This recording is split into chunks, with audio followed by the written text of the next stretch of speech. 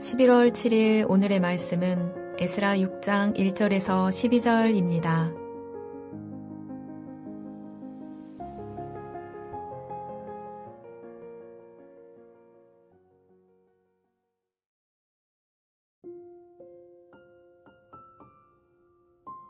이에 다리오 왕이 조서를 내려 문서창고 곧 바벨론의 보물을 쌓아둔 보물전각에서 조사하게 하여 메데도 앙메다 궁성에서 한 두루마리를 찾았으니 거기에 기록하였으되 고레스 왕 원년에 조서를 내려 이르기를 예루살렘에 있는 하나님의 성전에 대하여 이르노니 이 성전 곧 제사 드리는 처소를 건축하되 지대를 견고히 쌓고 그 성전의 높이는 60규빗으로 너비도 60규빗으로 하고 큰 돌 3켜에 새 나무 1켜를 놓으라. 그 경비는 다 왕실에서 내리라.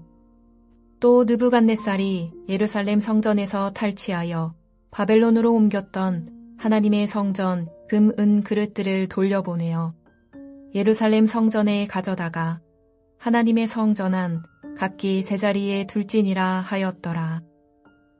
이제 유브라데강 건너편 총독 다뜨네와 세달 보스네와 너희 동관 유브라데강 건너편 아바삭 사람들은 그곳을 멀리하여 하나님의 성전 공사를 막지 말고 유다 총독과 장로들이 하나님의 이 성전을 제자리에 건축하게 하라. 내가 또 조서를 내려서 하나님의 이 성전을 건축함에 대하여 너희가 유다 사람의 장로들에게 행할 것을 알리노니 왕의 재산 곧 유브라데강 건너편에서 거둔 세금 중에서 그 경비를 이 사람들에게 끊임없이 주어 그들로 멈추지 않게 하라.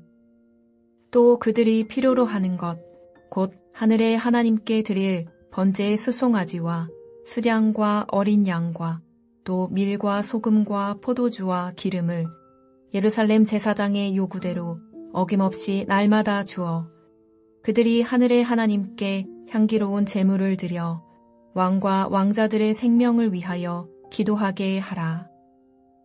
내가 또 명령을 내리노니 누구를 막론하고 이 명령을 변조하면 그의 집에서 들보를 빼내고 그를 그 위에 메어 달게 하고 그의 집은 이로 말미암아 거름덩이가 되게 하라.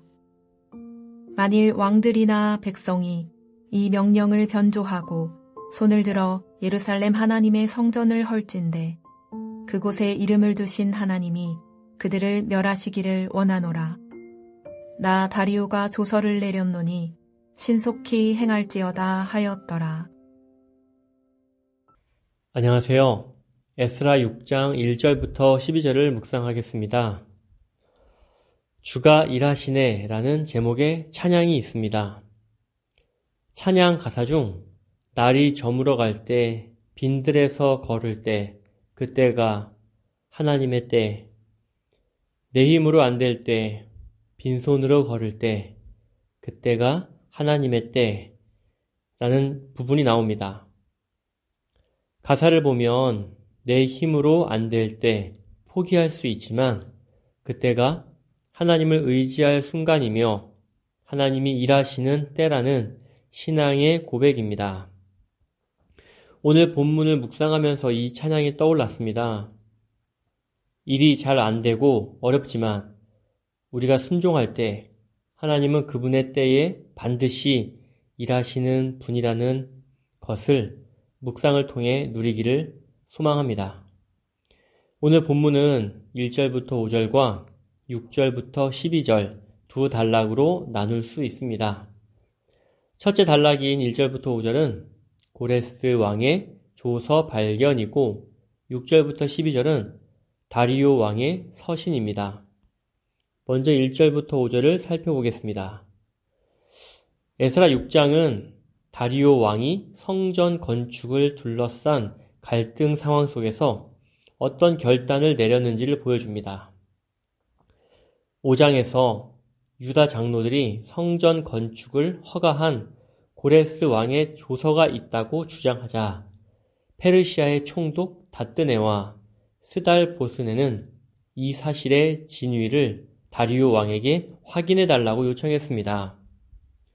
다리오 왕은 이 요청을 받아들여 바벨론의 서구에서 조서를 찾도록 명령합니다.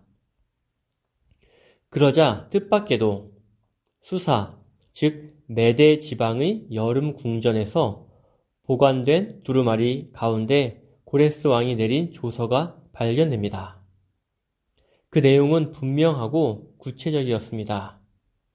예루살렘에 하나님의 성전을 세우되 그 규모와 구조가 명확히 제시되어 있었고 성전 건축 비용은 왕실 재정, 즉 국고에서 충당하라는 지시가 담겨 있었습니다. 뿐만 아니라 바벨론으로 옮겨졌던 성전 기물들도 다시 예루살렘으로 가져가 제자리에 두도록 명령하고 있었습니다.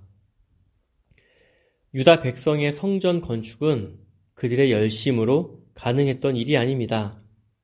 외부의 방해와 정치적 압력이 가득한 현실에서 하나님은 페르시아 제국의 왕실 보관소에 당신의 뜻이 기록되어 있었음을 드러내셨습니다.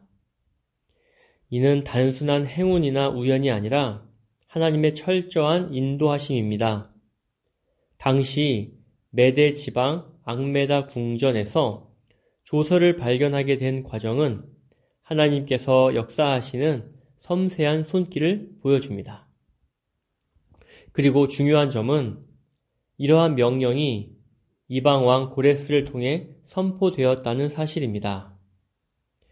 이는 하나님께서 자신의 백성만이 아니라 모든 민족과 권세 위에 군림하시는 왕이심을 보여주는 것입니다. 그러므로 이 본문은 하나님의 뜻이 막혀 보이는 현실 속에서도 반드시 이루어진다는 믿음을 우리에게 가르쳐 줍니다. 성도 여러분, 지금 나를 막는 것처럼 보이는 문제도 하나님의 손 안에 있습니다.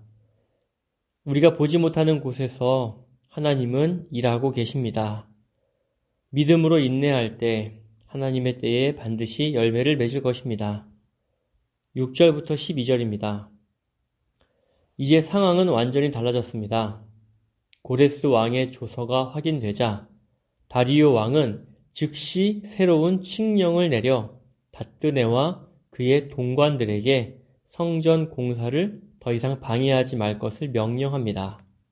오히려 유다 백성들이 성전을 재건하는 일을 적극적으로 도우라는 지시를 내립니다.